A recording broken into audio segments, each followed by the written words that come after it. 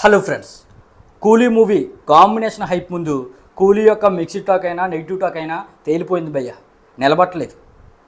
Fans and neutral audience కూలీకి ఉండే ఆ combination హైప్కే మొగ్గు చూపుతున్నారు. మరి లోకేష్ కనకరాజ్ డైరెక్షన్లో ఈ కూలీ మూవీ తెరకెక్కింది. సూపర్ స్టార్ రజనీకాంత్ మెయిన్ లీడ్గా, కింగ్ నాగార్జున విలన్గా, ఉపేంద్ర రియల్ స్టార్ ఒక గెస్ట్ అపీరెన్స్లో, ఇక అమెరికన్ ఒక గెస్ట్ అపీరెన్స్లో, ఈ విధంగా చాలామంది స్టార్ కాస్ట్తో ఈ మూవీ అయితే తెరకెక్కింది. మరి ఆ కాంబినేషన్కి ఉండే హైప్ కలెక్షన్స్ అయితే రాబడుతున్నాయి.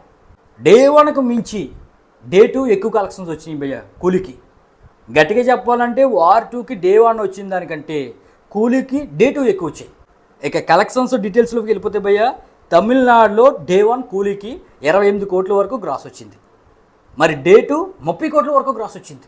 తెలుగులో డే 1 18 కోట్ల వరకు గ్రాస్ వస్తే 10 కోట్ల వరకు డే 2 వచ్చింది. కేరళలో డే 1 9.5 కోట్లు వస్తే డే 2 6.5 కోట్ల వరకు వచ్చింది.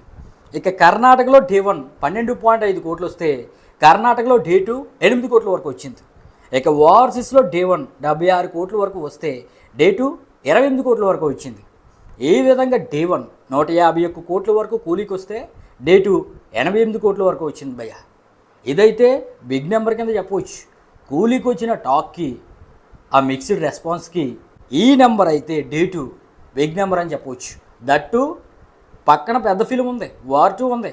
యాక్షన్ మూవీ లవర్స్ అందరూ కూడా దానికి వెళ్తున్నారు. అయినా కూడా కాంబినేషన్ కోసం ఖచ్చితంగా ఒకసారి చూడాలనుకునే వాళ్ళు ఈ మూవీకి వెళ్తున్నారు.